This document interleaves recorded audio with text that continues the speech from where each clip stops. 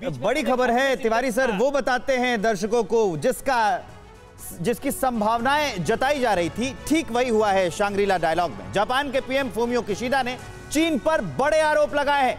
पूर्वी चीन सागर में अंतर्राष्ट्रीय कानून का उल्लंघन करने की कोशिश है, ड्रैगन कर रहा है। जापान के पड़ोस में सुरक्षा के लिहाज से तेजी से माहौल बिगाड़ रहा है चाइना, यह आरोप लगाया फूमियो किशिडा ने। 2022 के आखिर तक नई राष्ट्रीय सुरक्षा नीति तैयार करेंगे फूमियो किशिडा ने शांग्रीला डायलॉग में ये सारी बातें की।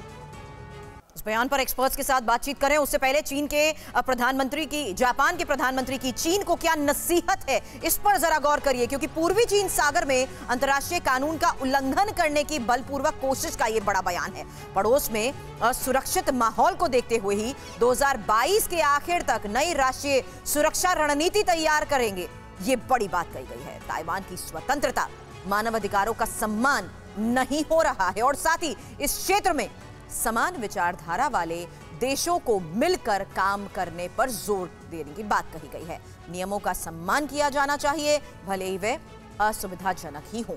इंडो पैसिफिक में आसियान के साथ सहयोग करना भी बहुत जरूरी है। डॉक्टर अंशु, क्वाड के बाद अगर हम इन स्टेटमेंट्स में जो शांग्रीला के मंच पर कहे गए हैं जापान के प्रधानमंत्री की तरफ से, उनकी बड़ी भूमिका रही है ओवरऑल ओवर द वर्ल्ड। अगर हम बात करें जापान के रूस को कड़े शब्द कहना और साथ ही चीन को यह चेतावनी देना इस मंच से, देखिए आपने बहुत अच्छी बात अपने प्रश्न के आखिर में जोड़ दी कि हम क्वाड के बाद अब ये शांग्रीला डायलॉग देख रहे हैं।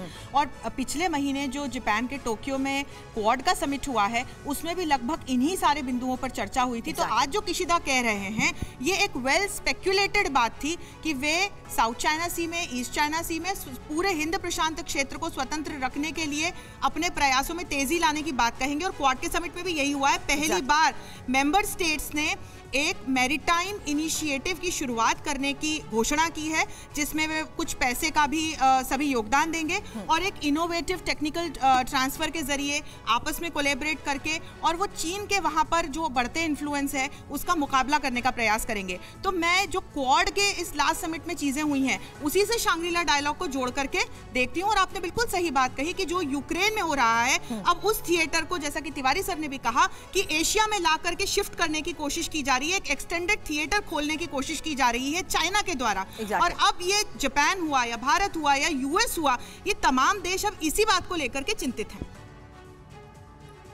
बिल्कुल, और ये चिंताएं जो हैं उन देशों की भी हैं जो दरअसल युद्ध नहीं चाहते बल्कि अपने देश की प्रगति चाहते हैं। भारत भी उसी में से एक है। भारत शांतिपूर्ण तरीके से विकास की तरफ फोकस कर रहा था, लेकिन देखिए युद्ध का रुख मोड़ने की कोशिश की जा रही है और इस युद्ध को भारत के पड़ोस में भी लाने की कोशिश की जा रही है। ये एक डिफिकल्ट सिचुएशन हो सकती है भारत के लिए। फिलहाल आगे बढ़ते हैं और देखिए शांग्रीला डायलॉग में किशिदा ने दुनिया से पूछे कड़े सवाल। साउथ चाइना सी में नियमों की अनदेखी पर पूछे हैं सवाल। चीन का नाम लिए बिना किशिदा ने साधा निशाना, क्या साउथ चाइना सी में नियमों का सम्मान किया जा रहा है, ये उन्होंने प्रश्न उठाया है। तो दुनिया के सामने किशिदा ने ये कड़े सवाल रखे हैं। ये बहुत ही कह सकते हैं कि दो टूक प्रश्न रखे हैं दुनिया के सामने, अपनी चिंताएं भी जाहिर की इन प्रश्नों के माध्यम से। और साउथ चाइना सी में क्या वाकई नियमों का सम्मान किया जा रहा है, ये सवाल पूछा है। क्या नियम आधारित अंतरराष्ट्रीय व्यवस्था जारी रह सकती है, ये अपने आप में एक गंभीर प्रश्न है। क्या हम ऐसी अराजक दुनिया में लौटेंगे जहां नियमों की अनदेखी की जाती है, जहां बल से यथास्थिति में एक तरफा बदलाव को स्वीकार किया जाता है? बहुत ही गंभीर सवाल। सोई सर, दुनिया में यूएन था, दुनिया में मानवाधिकार के नियम बनाए थे, एक एक करके सबका कद घटता चला गया। क्या इसी तरफ वो इशारा कर रहे हैं कि कोई रह नहीं जाएगा देखने वाला? बिल्कुल, ये जिस प्रकार से अभी हम देख रहे हैं कि रशिया यूक्रेन युद्ध जिसका यहाँ जिक्र किया गया है और जिस प्रकार से यूएन हर जगह फेल हुआ है, आज देखा जाए तो जो महाशक्ति कुछ भी कर लें उनके लिए कोई नियम नहीं है। ये नियम है सिर्फ एक छोटे देश, कमजोर देश, उनके ऊपर सारे, चाहे मानवाधिकार हो चाहे वो इकोनॉमिक सैंक्शंस हो, ये सब चीजें छोटे देशों के लिए रहती हैं। इसीलिए हम ये जितने इंटरनेशनल यहाँ तक कि सर सेनाओं को लेके जो संधियां हुई हैं उनका भी कोई शायद मतलब नहीं रह गया। नहीं, बिल्कुल, जो सेनाओं के लिए संधियां हैं वहां पर भी हम देखा जाए तो एक दिखाता है, एकजुटता दिखाता है। जैसे नेटो हैं या बाकी कंट्रीज हैं, वहाँ पर एक दिखा रहे, क्योंकि यूक्रेन नेटो का मेंबर नहीं है तो वो एक वहाँ पे एक टेक्निकल इशू आया हुआ है।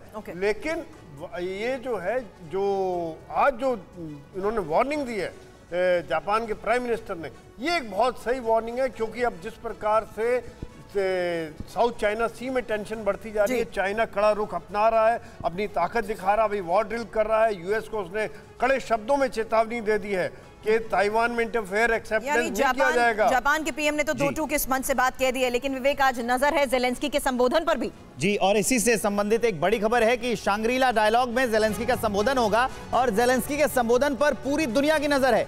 शांग्रीला डायलॉग में ज़ेलेंस्की का स्पेशल वर्चुअल भाषण होने वाला है। सदाना सर, ये भाषण होने वाला है और ज़ेलेंस्की ने किस मंच को संबोधित नहीं किया है, और यह भी सच है कि 108 दिनों से वो रूस ने जो युद्ध छेड़ा है उसकी आग में अपने देश को झोंके हुए हैं। देखिए, ज़ेलेंस्की ने ऐसा कोई भी फोरम नहीं छोड़ा है जहां पे उनको मौका मिला है अपने देश के बारे में बताने को कि उनके साथ क्या हालात हो रहे हैं, उनको हथियार चाहिए, और उन्होंने कोई भी मंच अपने लिए हेल्प मांगने के लिए, मदद मांगने के लिए हर जगह हाथ पांव मारे हैं। लेकिन वो आज इस स्थिति में है कि वो उन्होंने अपने देश को पूरी तरीके से बर्बाद कर दिया है, क्योंकि वो अपनी नहीं, लोगों से हथियार मांग मांग कर अपने आप को बचाने की कोशिश कर रहे हैं और इस युद्ध को प्रोलॉन्ग किए जा रहे हैं। लेकिन जी सर, इसमें मैं ये भी जैसे देखें जो सरदाना ने बताया सर ने, कि आप देखिए अब यूरोप के देश थके हुए भी लग रहे हैं कि कब तक सपोर्ट दें। जर्मनी इंपोर्ट कर रहा है, उसका व्यापार रशिया के साथ बढ़ गया, यूक्रेन के साथ कम हो गया है। बाकी लोग भी कहीं ना कहीं उसका तोड़ निकाल रहे हैं सैंक्शन का, और सैंक्शन के जो बीच में से काम करते हुए रशिया के साथ संबंध भी बने हुए हैं। जी, अड़ी सोमवार से शुक्रवार शाम 6 बजे सिर्फ TV9 भारतवर्ष पर।